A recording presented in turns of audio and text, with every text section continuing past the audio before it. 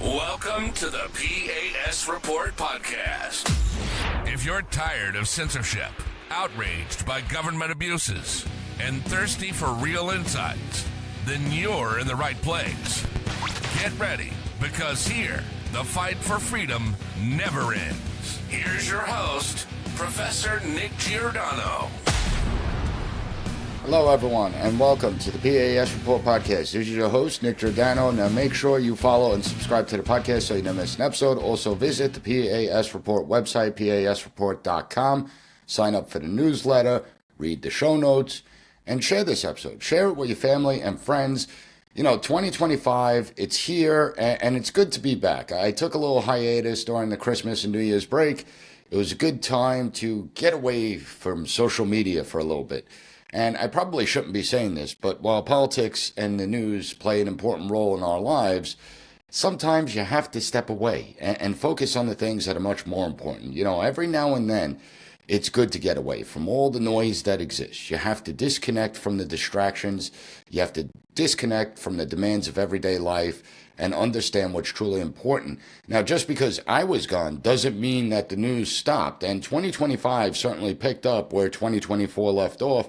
But after the last 4 years under the Biden administration, I'm actually viewing this year with optimism.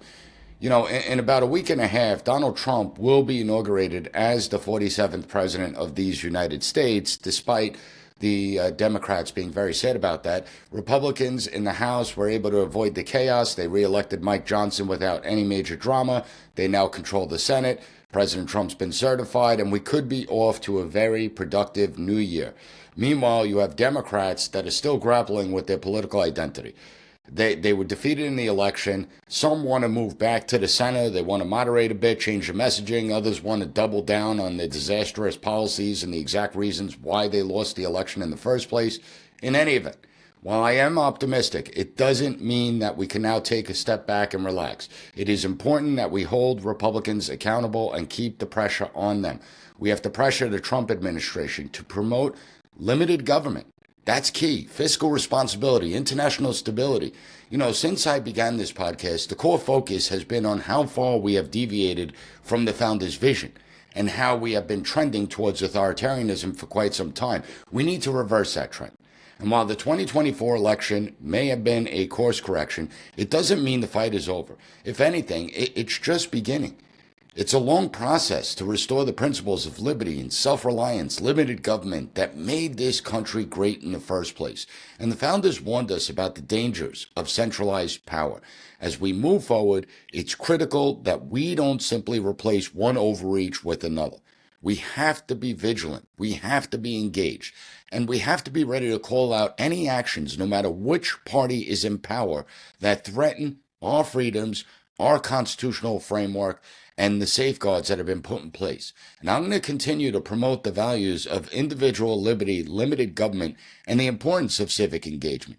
This podcast will remain a platform for honest discussions, critical analysis, and a commitment to holding those in power accountable, regardless of their political affiliation. With that being said, we also have to look at the idea of terrorism because it returned to America in the new year. And there were two incidents. One was inspired by ISIS, the New Orleans terrorist attack, and then you had the Cybertruck bombing in Las Vegas.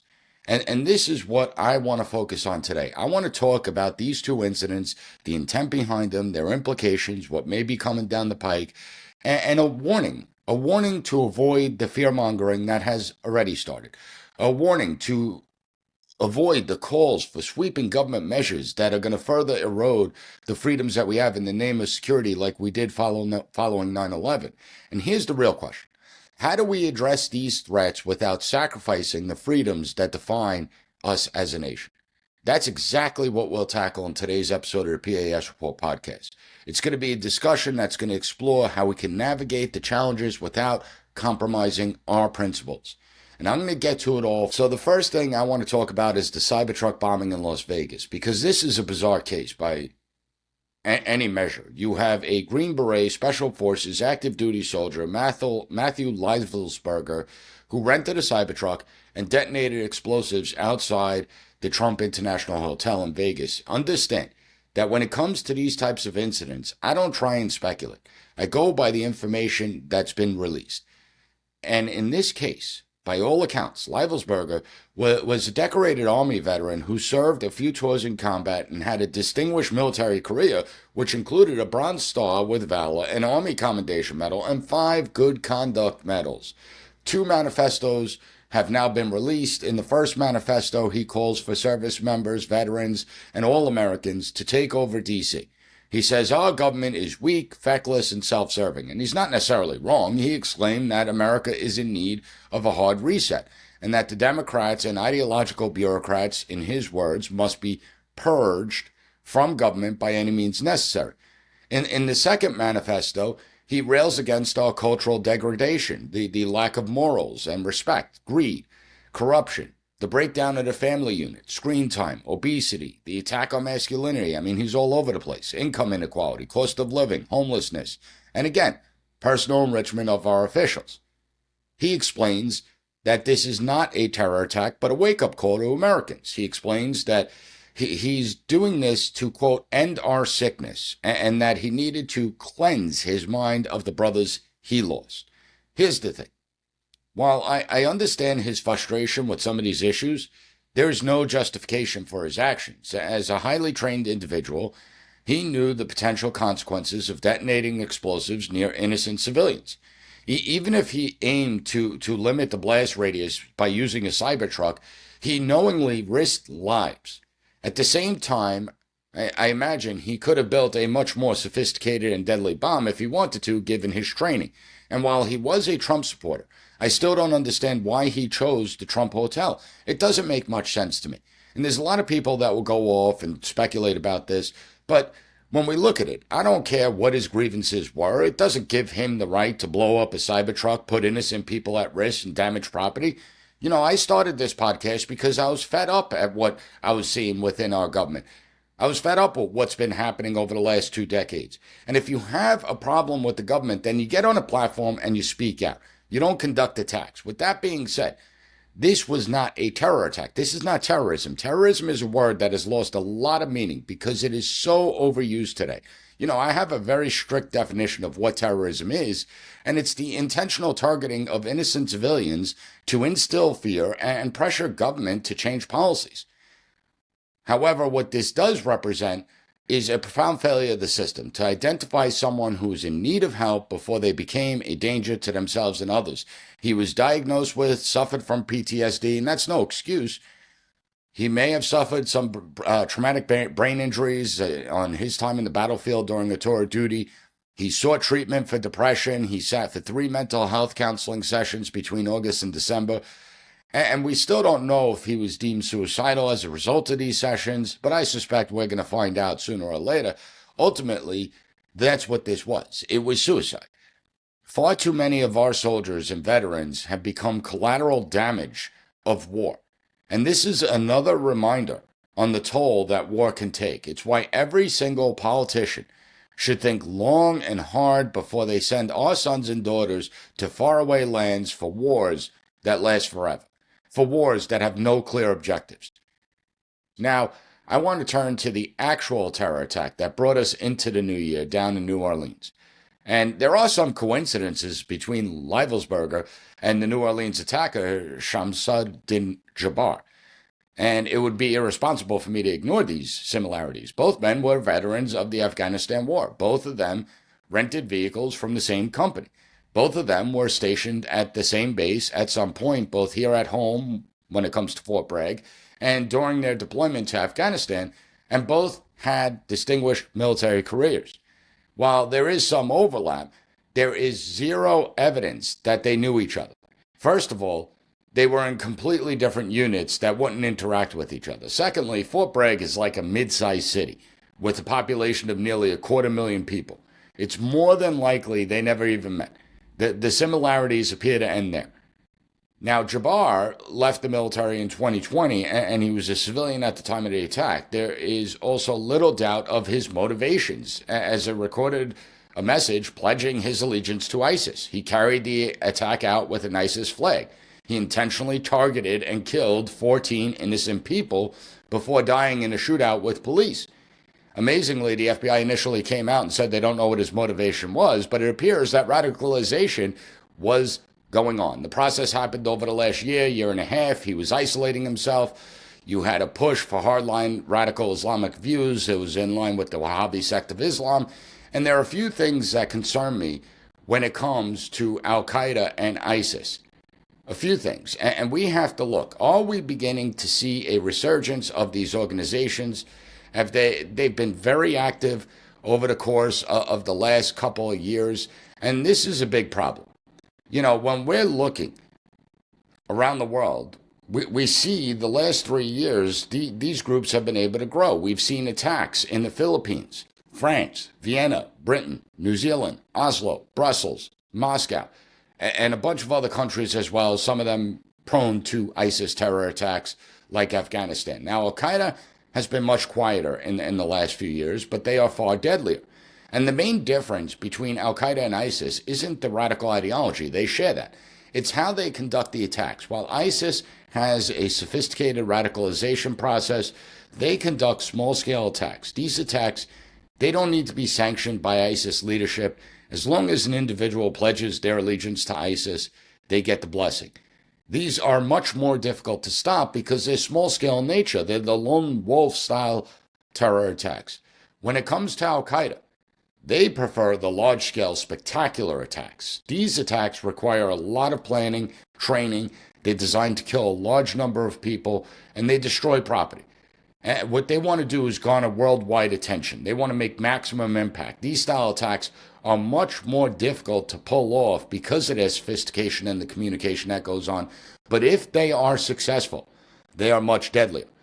However, both groups want to sow seeds of fear. That's the point. While Jabbar was an American-born citizen who was radicalized, what really concerns me is how Biden's open border policy has allowed terrorists to infiltrate our country over the last 3 years. And I do suspect that we are going to see an uptick in terrorist activity and potential terrorist attacks here in the States. In June, I put out a podcast episode. I have it in the show notes. Check it out. But it was announced that 8 men with ties to ISIS were arrested in New York City, Los Angeles, and Philadelphia. These men came from Tajikistan. They crossed our southern border, and despite the criminal background checks coming back clean, they were released into the interior of the United States. They were already on the FBI's radar screen. And the question is, why were they allowed in? In August of 2023, we had a CNN report that highlighted the FBI was investigating a Turkish smuggler with ties to ISIS. He was trafficking dozens of people from Uzbekistan across the United States-Mexico border. Now, we have no idea about the outcome of this investigation. We haven't gotten a single update as to the status of the investigation. We don't know whether there have been any arrests. We don't know who's being monitored. Nothing. In March of 2023, you had a Somali national with known ties to Al-Shabaab, an Al-Qaeda-linked organization, that was allowed to enter the country. He was released in the border of California. In April of 2023, you had an Uzbeki national with ties to ISIS. He was arrested. He entered the United States in 2022 through the southern border. There are more incidents over the last 3 years, and that's the concern. The Biden administration has made us less safe. There are more terrorists in the United States today than prior to him taking office. And at the same time, you had the outgoing director, Christopher Wray, the outgoing director of the FBI. He's been warning for the last year about the potential of radical Islamic extremists conducting attacks within the United States. The problem with Wray is that he's a tool. And I'm going to be glad to see him go. He can't go fast enough. And he may have been raising the alarm bells about radical extremism. This is the same FBI that under his leadership has repeatedly warned about the amorphous threat of white supremacy. And notice, they never defined what white supremacy is, the locations, the groups, the people involved. It's the same FBI that targeted parents attending school board meetings. The same FBI that proclaimed traditional Catholics are domestic violent extremists. So how much time did the FBI waste on nonsense rather than the real threats that exist? You know, we need Kash Patel. Kash Patel cannot get in soon enough to clean this mess up. But it's not just the FBI. It's the totality of government. Remember when retired General Mark Milley was screaming about white rage? Or what about when Secretary of Defense Lloyd Austin launched an investigation into white supremacy and right-wing extremism in the military, only to find out a year and a half later that, it wasn't really an issue. Instead of targeting phantom extremists, they weaponize the totality of government against anyone who dissented from the government narrative. That's what really took place. Just look at the national strategy for countering domestic terrorism. I covered this document since its release in June of 2021. I've been on top of it. I hope that the Trump administration immediately rescinds this when he takes office. And just this Sunday that just passed, you still had that moron, DHS Secretary Mayorkas, proclaiming that right-wing extremism is still the biggest threat we face. Now, some of these people are delusional, but some are nefarious. They know exactly what they're doing, and it's about obedience and control. That's what it's about. I mean, just think of it this way. We had 2 attacks, okay? One was a suicide, blowing up a Cybertruck. The other was an Islamic terror attack coordinated through ISIS. And we got a lot of information about these 2 individuals. Yet we still know nothing about the first and the second Trump assassin, would-be assassins. Thank God they failed in their attempt. We still know little about the pipe bomber on January 6, 2021. Now you have the FBI 4 years later releasing new video of the pipe bomber. Well, why wait 4 years? What's going on here? And it shows you how corrupt our institutions have become. But it doesn't matter that they're corrupt. What's even more frightening is they want more power. That they say in order to stop these types of terror attacks, that we have to grant these agencies that have abused their power tremendously over the last 2 decades, we have to grant them even more power so that they could prevent these terror attacks from happening. Now, we have to be careful. We have to resist the calls to empower government in the name of combating terrorism. I want to focus on the calls we're hearing to strengthen terrorism laws in the wake of recent attacks. The fear-mongering machine, it's already in high gear. It's being ramped up. And I want to make it crystal clear. We don't need any new laws, and we don't need the government to usurp any more authority. We have dozens of terrorism-related statutes already on the books. And what no one ever seems to explain is why those existing laws are supposedly inadequate. The truth is, they're not. They have all the tools they need. These calls for more laws are just simply calls for more government power. Government power that will inevitably infringe on our liberties. And we've seen this play out before. After 9/11, the government was granted sweeping new powers under the Patriot Act. And I warned then, my senior year of college, wrote a whole paper on how we better be very careful the road that we're going down, because this could easily be used against the American public. That we're treading in an area the founding fathers would have been horrified at. And I was proven exactly right, because that's exactly what happened. Those powers that were supposed to protect us ended up being used against us. Okay, they were meant to track and target foreign terrorists, but instead, they've been turned inward against the American people. You have the government surveillance capabilities that have been abused. Our private communications have been intercepted. Entire programs have been weaponized to target political dissent. You've seen this major censorship apparatus being built within the government. And this is what happens when we give up liberty in exchange for the illusion of safety and security. Understand that free societies will always come with risk. That's the trade-off. But that risk is worth it, because the alternative is a police state. It's far worse. See, you don't hear about terror attacks in places like North Korea or communist China. It's not because they're safer. It's because they've crushed all dissent. They're police states. And the absence of terror attacks in those societies is not a sign of peace and stability. It's a result of tyranny. And I don't want that here in the United States. The founders understood this trade-off.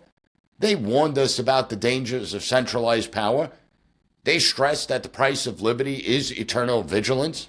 And they envisioned a nation where we, the people, not the government, we, the people, held the ultimate authority. Unfortunately, we've forgotten it, and we've deviated grossly from that vision. The federal government has grown into a behemoth that intrudes into nearly every aspect of our lives. And the last thing we need to do is give it even more power under the guise of fighting terrorism. That's why we have to resist the calls to expand government authority. Every time we empower the government further, we chip away at the very freedoms that make us who we are, that create the American identity. A truly free society is never going to be fully safe. It's not going to be without threat. But it's those risks that allow us to thrive as individuals and a nation. And the moment we accept the premise that safety and security is more important than freedom, it's the moment that we surrender the essence of what makes America an exceptional nation. As Benjamin Franklin said, those willing to give up their liberty for more security deserve neither liberty or security. And so these conversations continue in the coming weeks and months, and we have to ask tough questions. We have to hold officials accountable. We have to ask, why do they need new laws? What specific gaps are they trying to fill? And most importantly, how does this affect our liberties? The burden of proof is always on those advocating for more power, not on us defending our freedoms. That's what we need to recognize, because we've seen how far we've drifted from the founders' vision. And it's not too late to push back. If we're vigilant, we could push back. If we're not, we're going to wake up one day in a society that looks far more like communist China than America. And unfortunately, we're seeing this come to fruition. So we have to pay attention. It's our job to be the safeguards within the system when the other safeguards are beginning to buckle. And you have both Republicans and Democrats that will love nothing more than to empower the bureaucracy further, as long as they're the ones in charge of the bureaucracy. We can't have that happen. It's why limited government is essential. Now, if you found the content of this episode informative, please give the P.A.S. Report a 5-star rating. Take 30 seconds to write a review on any podcast platform that allows it. Apple Podcasts, Spotify, there are others out there. And share this episode with your family and friends. The only way this podcast continues to grow is because I have the best audience that exists. You guys are constantly sharing my stuff and bringing in new listeners, and I really appreciate that from the bottom of my heart. Now, I want to thank you for joining me today, and I'm going to be back next week with another great episode of the P.A.S. Report podcast. Thank you for listening to the P.A.S. Report. Don't forget to rate, share, and hit that subscribe button. That way you'll never miss an episode. For more exclusive content and updates, visit us at PASreport.com and follow Professor Giordano on all social media platforms at P.A.S. Report.